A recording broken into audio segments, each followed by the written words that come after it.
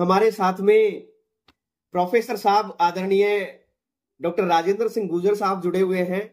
मैं आज के इस वेबिनार में सर का हार्दिक अभिनंदन और स्वागत करता हूं और हमें बहुत अच्छा लगा कि सर आज हमारे साथ में जुड़े हैं और सर से मैं आशीर्वचन भी चाहूंगा। और आज के इस क्रोध के टॉपिक में मैं सर के विचार भी चाहूंगा। आदरणीय डॉक्टर राजेंद्र सिंह गुर्जर साहब, स्वागत है सर आपका। आप सभी को नमस्कार। नमस्कार सर। नमस्कार सर। इस वेबिनार में जो विषय रखा है आपने, ये विषय बहुत ही ज्वलंत और प्रासंगिक है और इसी वेबिनार में नहीं बल्कि मैं देखता रहता हूँ आपके टॉपिक जुड़ नहीं पाता हूँ क्योंकि समय का अभाव रहता है या कई बार सामाजिक या पारिवारिक जिम्मेदारियों में इधर उधर रहते हैं। तो आप एक अच्छी श्रृंखला आपने चला रखी है और बहुत अच्छा काम आप कर रहे हैं दौसा की भूमि पर। इसके लिए जी सर, आप बधाई के पात्र हैं। सबसे पहली बात तो यह है और मुझे लगता है कि कई पौधे दौसा की धरती पर जो लगे हैं वो वट वृक्ष का रूप धारण कर चुके हैं।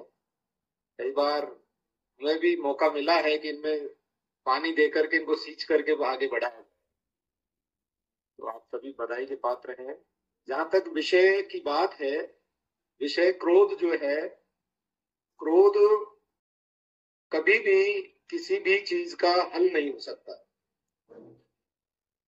व्यक्ति को जो दैनिक जीवन यापन की जो दिनचर्या है, चाहे परिवार ले लो, परिवार के बाद आप सामाजिक स्तर पर ले लीजिए, आप कहीं भी कार्यालय में आप जहाँ कार्य कर रहे हैं उस स्तर पर ले लीजिए, आप क्रोध के आधार पर अपना नुकसान ही पहुंचाएंगे, सामने वाले का भी पहुंचाएंगे, अपनी रिलेशनशिप को भी आप खराब करेंगे। तो क्रोध किसी भी चीज का समाधान नहीं है। हाँ, क्रोध कई जगह आवश्यक भी है।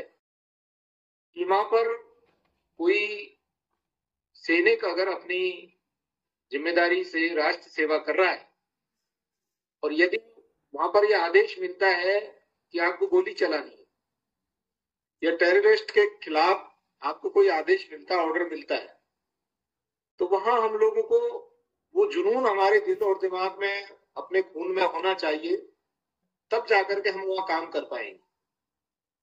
क्योंकि श्री कृष्ण भगवान ने भी गीता में उपदेश दिया है कि कई बार हमें धर्म की रक्षार्थ या किसी कार्य के संपादन के लिए जो कार्य व्यक्ति विशेष के हितों का नहीं हो बल्कि संपूर्ण सृष्टि के लिए, और मैं ये कहूं कि सृष्टि में सिर्फ केवल मात्र मानव के लिए नहीं बल्कि अन्य जो जीव जंतु और पर्यावरण है उसके लिए आवश्यक है, तो वहां क्रोध की अगर आवश्यकता हो तो करना भी चाहिए।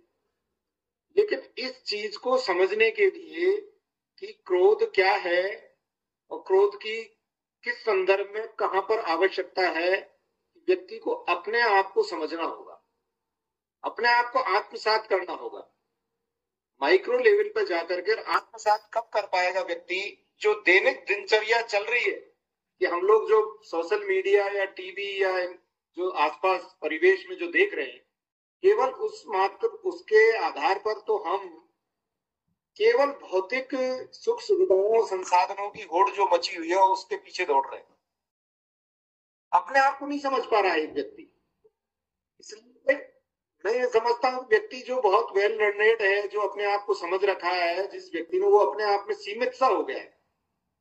लोग बहुत बड़े बड़े टॉर्च लेकर के ढूंढ रहे हैं लेकिन उनको वो लोग मिल नहीं रहे क्योंकि व्यक्ति ने अपने आप का रूप ही ऐसा बना दिया। जितने भी सामाजिक प्रशासनिक कोई भी मंच हो, कोई भी कार्यालय हो, केवल मात्र वहां पर अपनी पहुंच किस प्रकार से बने, अपना कार्य किस प्रकार से सिद्ध हो, मूल चीजों से व्यक्ति भटकता जा रहा है। क्रोध का विषय बहुत अच्छा है। क्रोध जहां आवश्यक नहीं है नहीं करना चाहिए। इस आवश्यकता की पहचान व्यक्ति बहुत ही अध्ययन के पश्चात, मैं कहता हूं कि एक व्यक्ति को जो भारत में पैदा हो रहा है, मैं कोई धर्म विशेष की बात नहीं कर रहा, एक अध्ययन की बात कर रहा हूं। उस व्यक्ति को गांधी को पढ़ना चाहिए, उस व्यक्ति को विवेकानंद को पढ़ना चाहिए, और उस व्यक्ति को जो अपनी गीता है उसको एक धार्मिक पुस्तक के रूप में न पढ़े आप। मैं कदापि ये सलाह नहीं देता आपको कि रामायण को, गीता को आप लोग धार्मिक पुस्तक के रूप में आप पढ़ें, क्योंकि हो सकता है इससे आपके, मेरे साथ में या किसी अन्य के साथ मतभेद हो सकते हैं। मैं सिर्फ उसको एक नॉलेज के आधार पर आपको पढ़ना चाहिए, भावार्थ सहित, और एक बार नहीं अनेकों बार पढ़ना चाहिए। अपने जीवन का एक हिस्सा बना ले कि गांधी की, क्योंकि गांधी को घटित होते देखा है हमने। हमसे कुछ पीढ़ी पहले ही गांधी जी इस धरती पर आए थे, उन्होंने किस प्रकार से अपने जीवन को बदला है। माई एक्सपेरिमेंट विद ट्रूथ, मेरे सत्य के साथ प्रयोग, गांधी की जो पुस्तक है उसका रोजाना एक नियम बना ले व्यक्ति कि मुझे एक चैप्टर पढ़ना है या 2 पेज पढ़ने हैं। विवेकानंद को पढ़ना है 2 बार 3 बार, विवेकानंद का किस प्रकार का जीवन चरित्र रहा है। हमारे और चीजों की तरफ नहीं जाए, लेकिन 2-3-4 चीजें हैं जिनको आप पढ़ लें तो शायद मैं समझता हूं कि आप अपने आप को जानने की कोशिश करेंगे, आप सामाजिक जो परिस्थितियां हैं उनको समझने की कोशिश करेंगे, और बहुत सारी जो समस्याएं जिनको आप अपना लक्ष्य समझ रहे हो, भौतिक जो आपका जो चिंतन दिमाग में दिन प्रतिदिन चल रहा है कि मैं इस पद पर पहुंचूं, इस व्यक्ति के संपर्क में आऊं, ये करूं वो करूं, या मैं समाज में ये करूं जिससे मुझे लोग जाने, ये सब चीजें आपकी एक तरह से न्यूट्रल होती चली जाए। और आप अपने आप को जब समझ जाओगे तो शायद जो आप समाज को आवश्यकता है, देश को आवश्यकता है, उस पर आप काम करेंगे तो बहुत सारी चीजों का समाधान आपका अपने आप हो जाता है। और क्रोध भी कहीं न कहीं एक कार्य, जो क्रोध की ऊर्जा है वो कहीं न कहीं एक कार्य, एक लक्ष्य, एक दिशा तय कर लेती है, और वो क्रोध स्वतः ही आदमी के दिमाग से जो है समाप्त हो जाता है। और अपनी दिनचर्या, आदमी की दिनचर्या बिल्कुल सटीक होनी चाहिए। सुबह जिस समय उठना है, और अपना आहार और विहार, चूंकि ये वेबिनार है और एक आपने बोलने का मुझे अवसर दिया है, अपने आसपास का परिवेश बहुत खराब हो चुका है, जहां आहार और विहार दोनों आदमी के खराब हो गए। तो ये 100% सत्य है। मैंने मेरे जीवन पर भी देखा है इस चीज को अप्लाई करके, कि जो व्यक्ति जैसा अन्न खाएगा वैसा उसका मन होगा, जैसी आपकी आहार होगा वैसी आपकी दोस्ती होगी, जैसी दोस्ती होगी वैसा ही आप विहार करोगे। एक व्यक्ति मान लीजिए कि मेरी संगत में आ गया तो मैं ये कहूंगा यार आज कौन सी पुस्तक पढ़ी है, आप उनको ये करना चाहिए। एक व्यक्ति कोई ड्रिंक करने वाले के संपर्क में आ गया तो आज कौन सी बढ़िया ब्रांड की पीनी है, अपन कल 2 पैग लगाए थे आज 4 लगाएंगे। तो ये क्या है, आहार विहार का प्रभाव पड़ता है। कई लोग इस चीज में अंबेडकर साहब को बीच में लाते हैं। कई लोग, मैं कहता हूं अंबेडकर साहब को आपने पढ़ाई, केवल मात्र अंबेडकर साहब ने किस समाज में या किस परिवार में जन्म ले लिया, उस आधार पर अंबेडकर साहब को आप नहीं समझ पाओगे, नहीं पकड़ पाओगे। अंबेडकर साहब is very learned, very very very learned person. इसको इतनी भाषाओं का ज्ञान था, इतने उन्होंने जो है कि लिटरेचर को पढ़ा है, इतने कॉन्स्टिट्यूशंस को पढ़ा है, उन्होंने अपने जीवन में कई चीजों का एक्सपेरिमेंट करके देखा है। इसलिए बहुत सारी चीजें हैं हमको पढ़नी चाहिए, समझना चाहिए, जीवन में अपने एक्सपेरिमेंट करने चाहिए। और अच्छे लोगों की परिभाषा ना उम्र से होती है, जाति से होती है, ना किसी पद से होती है।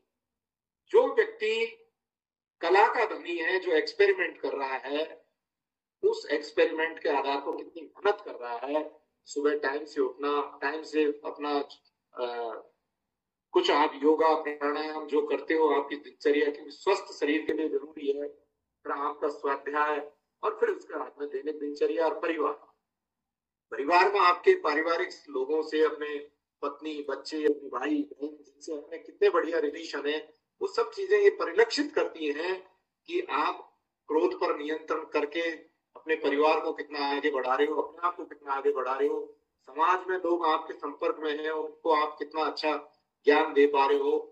और कई बार पीड़ाएं आती हैं, मेरे साथ भी आती है, आई।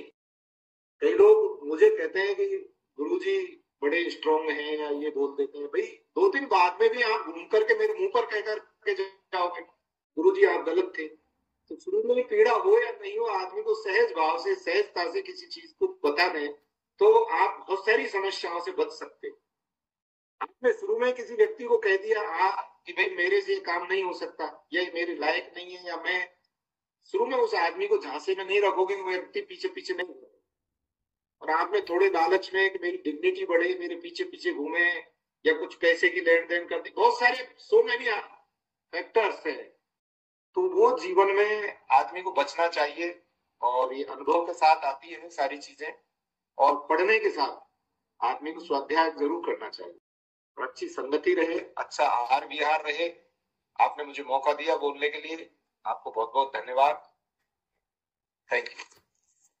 बहुत बहुत धन्यवाद आदरणीय